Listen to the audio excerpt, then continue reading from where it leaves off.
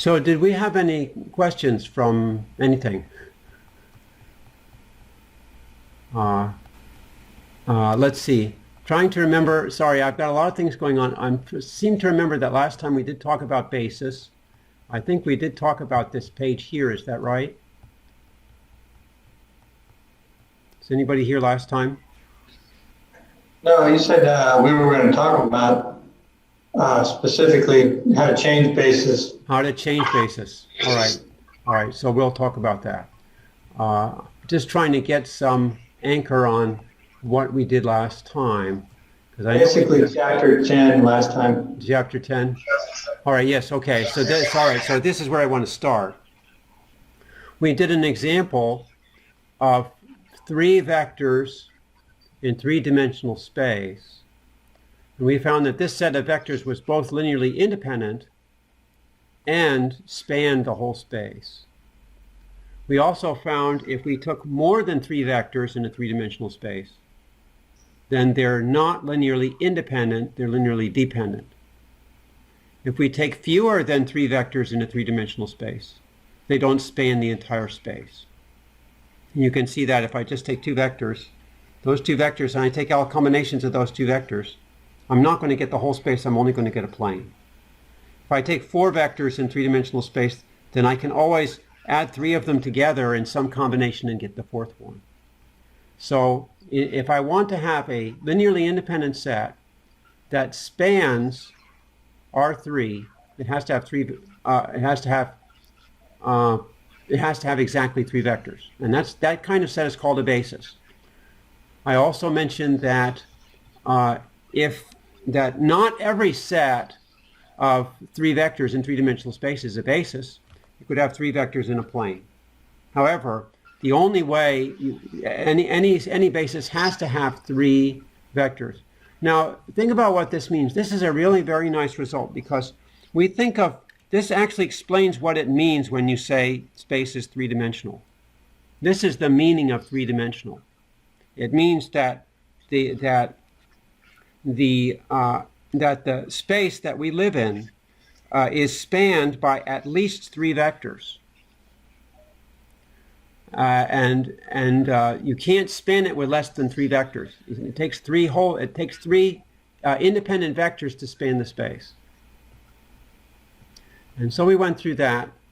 Now, all right, so let's talk about change of basis. And I think I'll just talk about it from scratch. I think they do talk about this, but let's do a problem here. Suppose I have a 2-dimensional space. Let's look at a 2-dimensional space. Okay. And here I'm going to take one set of linearly independent vectors. I'm going to make it easy for myself and just take these 2. So this is 1, 0, and this is 0, 1. So these 2 vectors, 1, 0, 0, 1, form a basis of R2. And the reason is, of course, any point in the plane here, say AB, I can write that as A times 1, 0 plus B times 0, 1. Okay. I can write this as a linear combination of the basis vectors.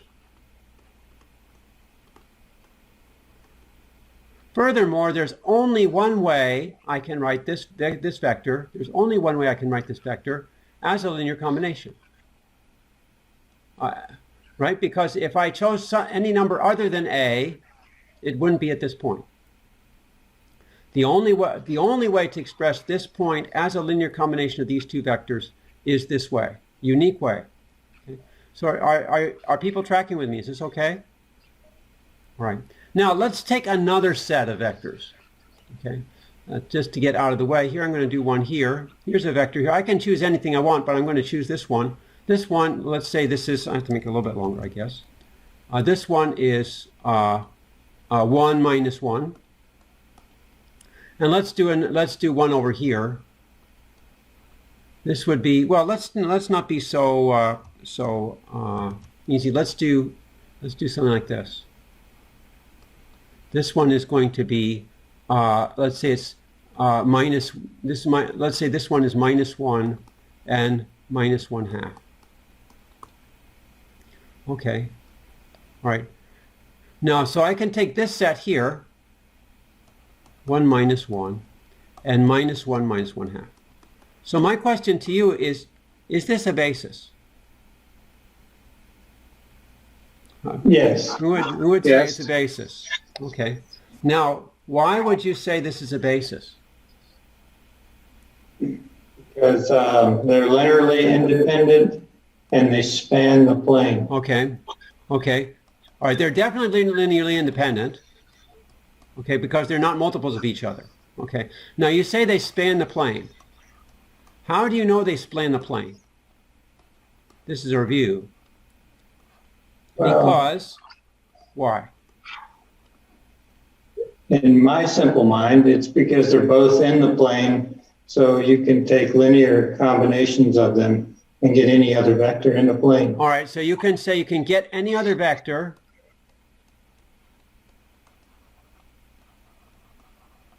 as a linear combination of these two. Now, you claim that. How would you prove that? I don't know. Well, let's write down this statement algebraically. You're saying that any other vector AB is some combination of these two vectors. How would you write that linear combination? C times the first vector. Right? Really? Yeah, go ahead. I'd say plus D times the second vector. Okay, plus. Okay. I'm going to use C1 and C2. Okay. Okay. I'm really putting you on the spot here. So I got the order wrong, but it doesn't really matter, right? It doesn't matter which order I put it in. So this was +1 -1. Okay. It doesn't really matter, just to confuse you. Okay. All right. So let's write this. So what you want to do is always be able to write this as a matrix equation. Okay, and let me make it a little bit easier for you. I'm going to put this on the left, and I'm going to make these column vectors. This is C1 times -1 minus 1/2 plus C2 times 1 minus 1 equals AB. Now, how can you write this as a matrix equation? This is really key. This is something that if you have trouble with this, you should think about this, because this translation, you often have to make this translation. Can somebody besides Bruce? I'm going to put somebody else on the spot. Bruce has already paid his dues here. So what's my matrix? What are my vectors? -1 minus half in the first column of the matrix, okay, and the other one, 1 minus 1. Okay. And C1, C2 is a vector. That's right. All right. Excellent. Okay. Now the claim that these vectors span the space is the claim that this always has a solution.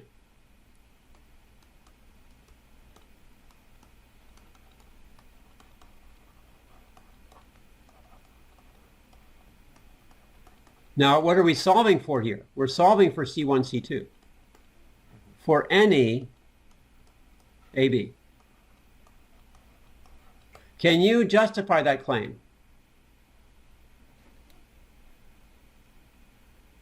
Can you prove that that's true?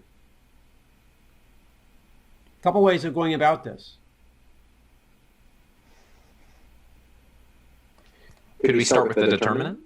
Okay, sure. Because, all right, so let's take the determinant. -1, 1, -1/2, -1. So what's that going to be? Let's see, it looks like 1 plus 1/2 equals 3/2, and that's not 0. So what does that tell me? That it's non-singular. Non-singular. Okay.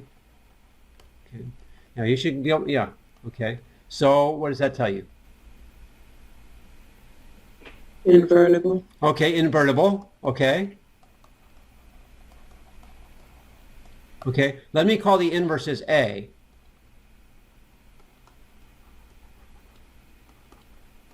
Okay, all right, because I'm too lazy to do it. Well, in this case, you could compute it, but I'm too lazy. Okay, so how does that help you? It allows us to know that we could apply the inverse to the situation and isolate C1, C2. Yeah, that is terrific. That's exactly what I wanted to hear. You can multiply both sides by the A. You can multiply both sides by A, and you get C1, C2 equals A times AB. Okay, is a solution. Okay, so that's good. That you were able to work it through that process. Some people would just jump it from non-singular to saying it has a solution, but this is the real reason why there is a solution. Okay, so what we have here is we have AB can be expressed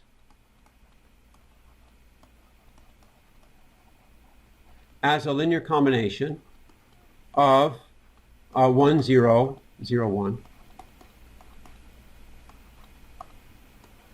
And, or as a linear combination of this other set, which was -1, -1/2, and 1 minus 1. Okay. All right, so we can express this vector two different ways. So the question is, how do you go from one to the other?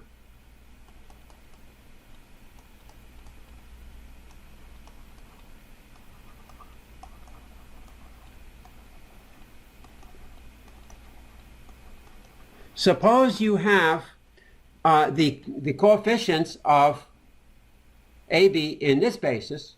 How would you get the coefficients of AB in the other basis?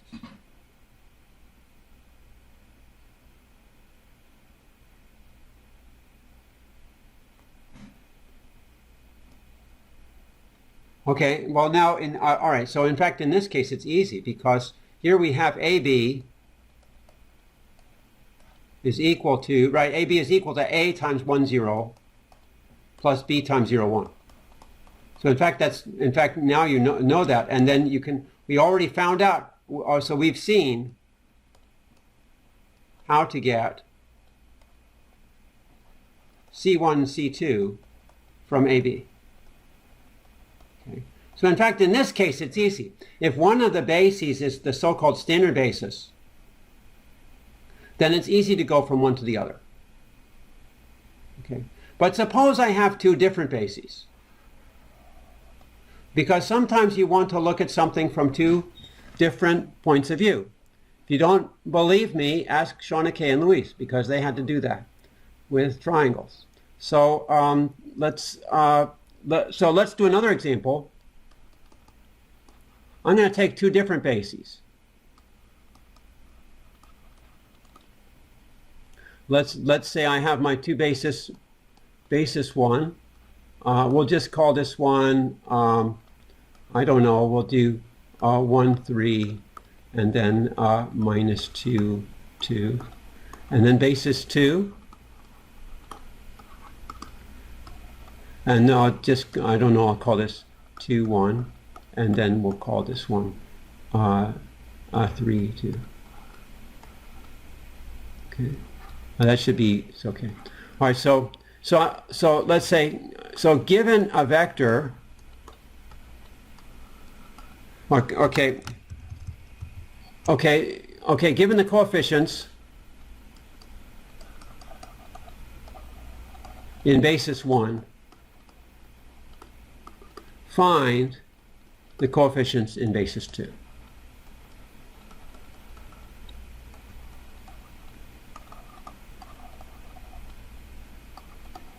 All right. Now what you got to do here is set up an algebraic equation.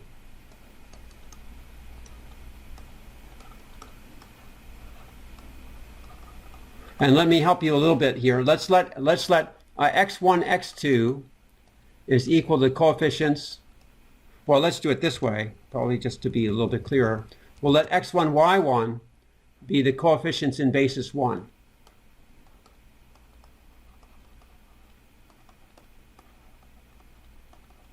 And we'll let x2, y2 be the coefficients in basis 2.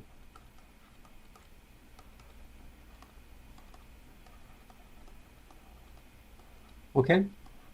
So so the first problem would be given x1, x2, given x1, y1, find x2, y2. All right? So all those words was just to set up the problem. Okay, so I want an algebraic equation. What algebraic equation can I write down?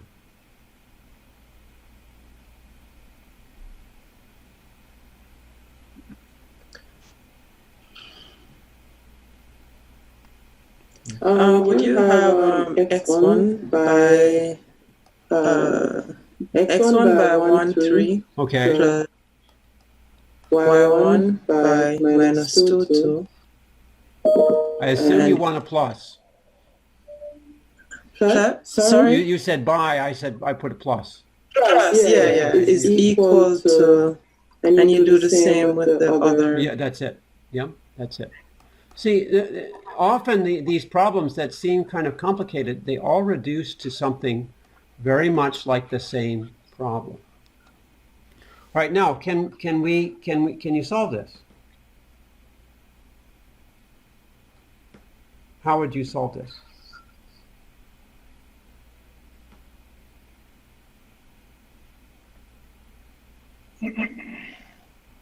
Let's see. Shonike had her turn, so ask somebody else. Would you want to put it in a matrix? Yes, I would want to put it in a matrix. Yes. So it'd be 1, negative 2, 3, 2 as a matrix times x1, y1 as a vector equals the same on the other side. Yeah. Okay. What do you mean the same? Okay, so Well, all right. I won't make you agonize over it. I know you mean this. thanks. Okay. All right. So how do I finish this off? Is this where you'd apply the inverse of 1, 2, 3, 2? Okay. Let's see what happens if we do that. If I apply the inverse of 1, 2, 3, 2. If I apply it there and I apply it here, so then what would I end up with? You'd have x1, y1 isolated on the left, Okay. and then everything you have to the right. Okay. Um, And then here we have 1, 2, 3, 2 times this.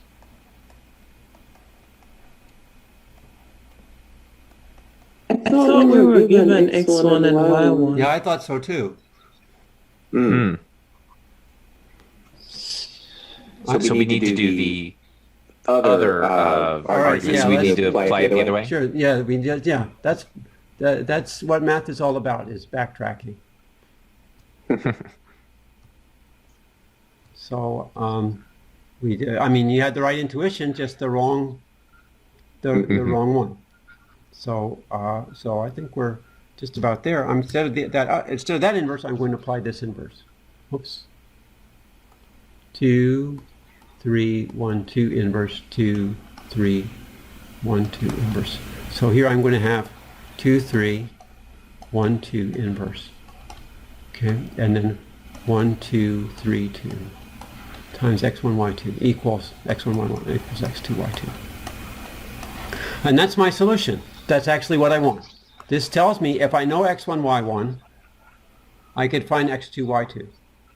Now I shouldn't have erased the other one, because the other one gave me the reverse transformation. So I'll just say the reverse transformation is similar. We already know what it is because I erased it.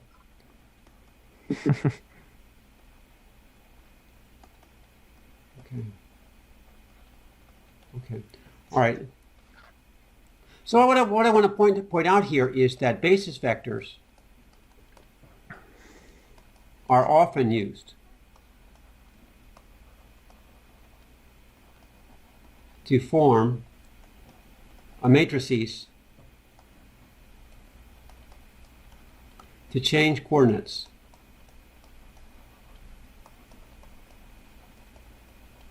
Okay. And coordinate changing is surprisingly important. In fact, it's quite fundamental to linear algebra. You'd almost say it's the most important technique in linear algebra. And really that's not so surprising because if you're looking at an object, change of coordinates means you're looking at it from a different point of view. So what you want to do is find a point of view that's very simple. I mean, if I'm looking at a slanty plane from some angle, if I change the angle, I look at the plane flat on, it looks a lot more simple. So a lot of linear algebra is taking things and rotating them so that they look simple. In fact, that is the basic idea behind eigenvalues, if you've heard that term. You're taking something that that's complicated and you're rotating it into something that looks very simple.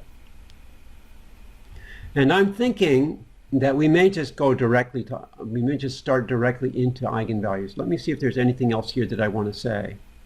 I think I gave the basic ideas here. I think that these are the basic ideas. Let's go on to chapter 12. Because the idea of eigenvalue is not difficult. Let's see. I think I'll just all right. Now you can watch the video. Let me just start from scratch. Okay.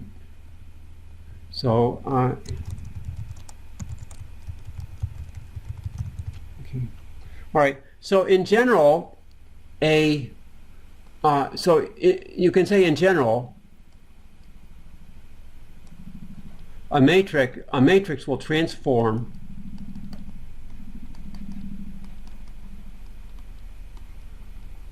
a vector. Now it could rotate the vector. It could stretch it. Usually it's some combination of the two.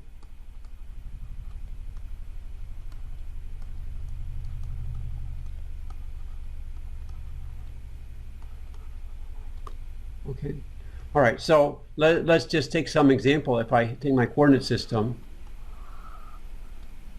and let's just take a matrix A, just a simple matrix A. I don't know, I'll just take a 1, 1, 1, 2. And I'll apply A to the vector 1, 0.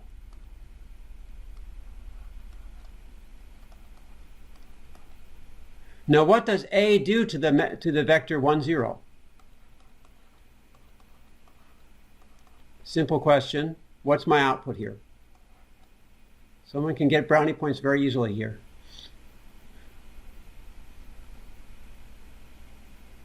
What's my output?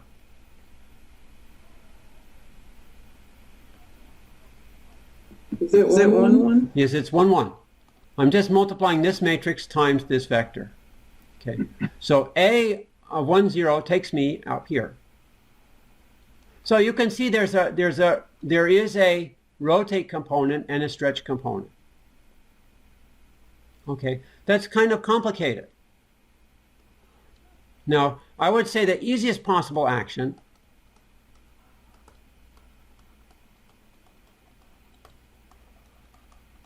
is when the matrix just stretches.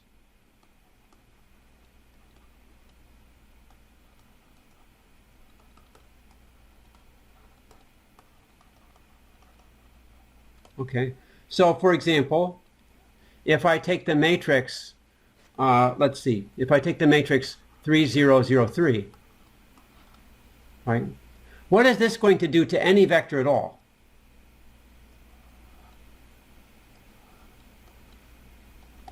If I take any vector, in fact, if I just took, you don't even need to know the coordinates. It'll extend its magnitude by 3. Yeah, it's just going to stretch it out by 3. So this is quite easy. It just stretches any old vector. I take any vector, it stretches it by 3. All right, so that's a very easy case. Now let's modify that a little bit. Suppose I took this. What is that going to do?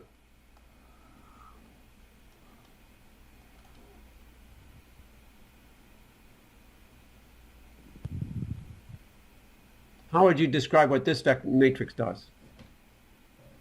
It's not a pure stretch anymore, but what does it do?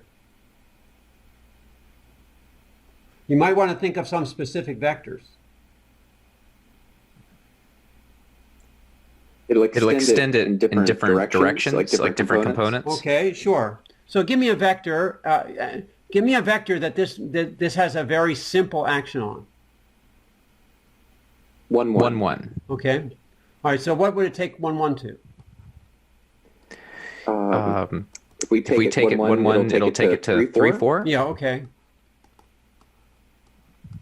Okay. So you're saying 1, 1, which is like this one,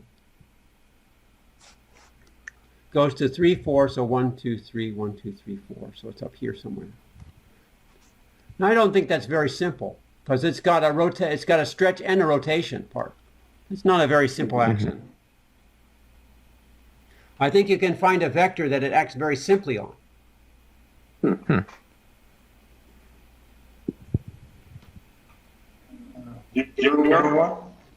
right, that got muffled up a little bit.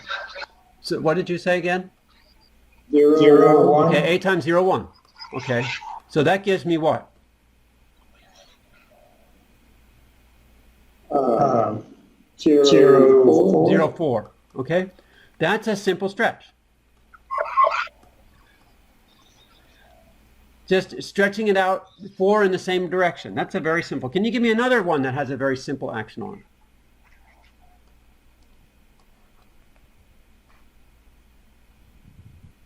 Following the same idea. Is there any other vector that has a simple stretch?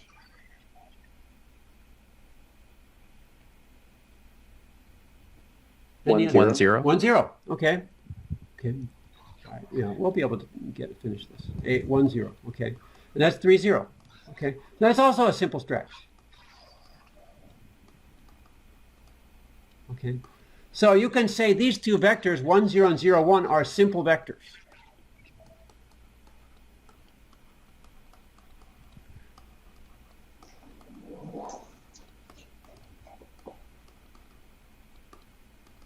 For this matrix.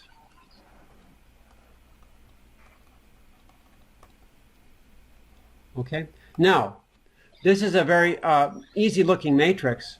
So I want to ask the question in general. Given any matrix A,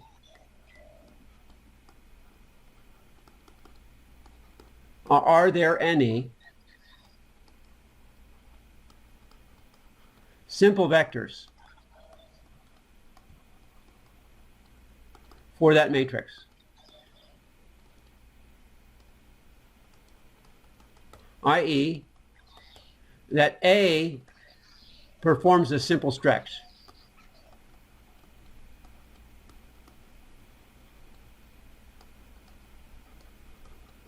On that vector. Okay. Okay. So here I wrote simple vector. Very shortly we'll be calling that something else. Right. So could you express this algebraically?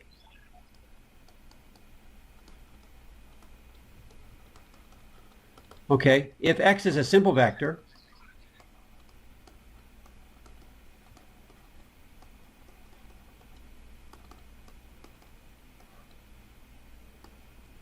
for A, then what algebraic equation could I write down? A performs a simple stretch on x. How would I write that down? X equals lambda x. You cheated. I did. Sorry. But that's it. That's it. This lambda is called the stretch factor. Or, I mean, it's not called the stretch factor, but you can think of it as the stretch factor. It's a scalar number. So all that A is doing is stretching out X. Now, wouldn't it be nice if we could find vectors so that basically we can describe A as a bunch of stretches in different directions? That's the whole idea behind eigenvectors. So we put the punchline, the simple vector is what is called an eigenvector. And the simple value, the stretch factor is called an eigenvalue. And I don't remember what eigen means. I think it means one or something like that. I would have to look that up. But that's where it is. Okay, so let's do a problem. We can probably do this in 5 minutes. So let's see, given the main A equals a 1, 2, minus 2, 1. Okay, let's see if we can find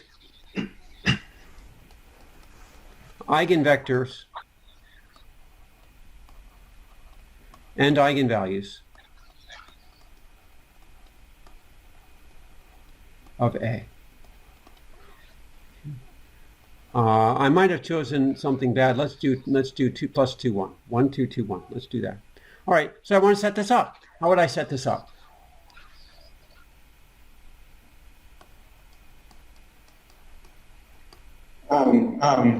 One, two. Okay. 2, 1 times x1, x2 Right. equals lambda x1, Yes. x2. Okay. Now this is a little different from any equation we've seen before. We have a matrix on one side and a vector, and then we have a scalar on the other side and the same vector. So it's not like one vector is known and the other vector is unknown. x1, the unknown, is on both sides. So this is so we've got to do something with this. This is something new. And the trick here is that I can rewrite this as 1, 2, 2, 1, x1, x2 equals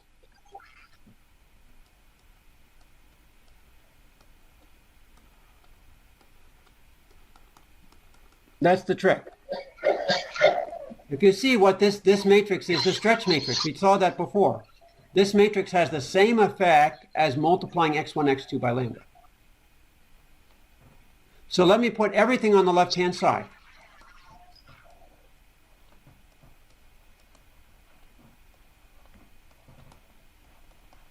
So on the right-hand side, I get a 0. So can I simplify this left-hand side?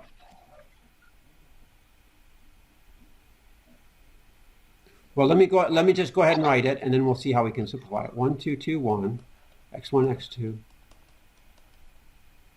And then I have minus, because I brought it over to the other side, x1, x2.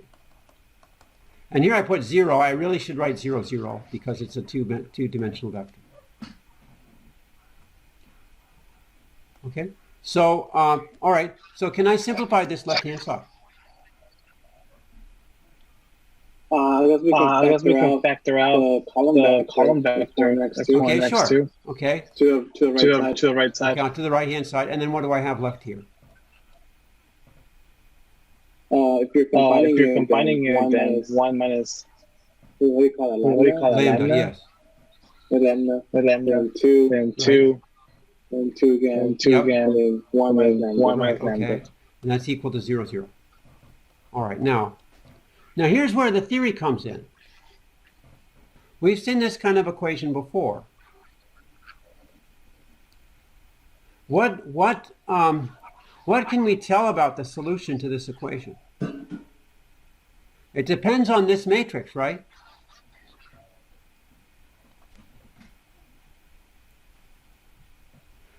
This is what you call a homogeneous equation.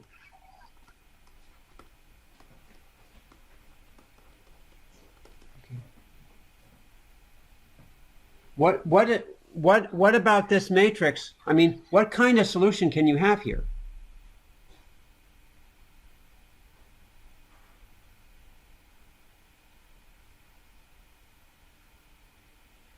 Unique or infinite? Okay, so you either have, very good. Okay, so you either have a unique solution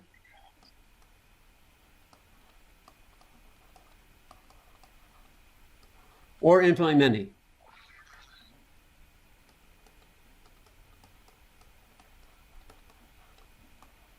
When do you have a unique solution? Under what conditions?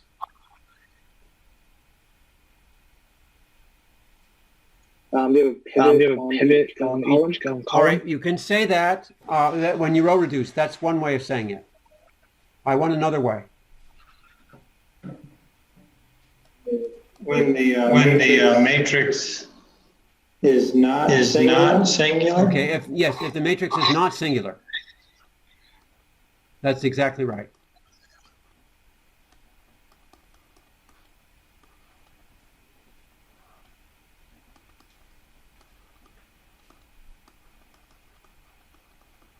And it has infinite many if the matrix is singular.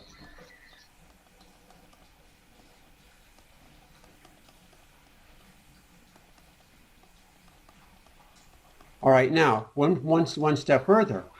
If there's a unique solution, what is it?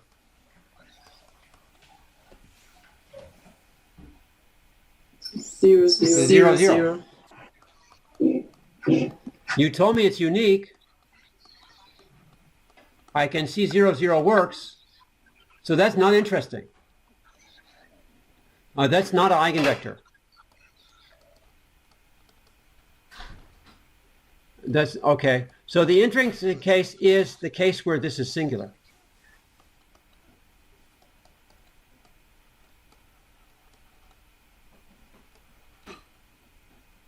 Okay, and we will continue with this next time.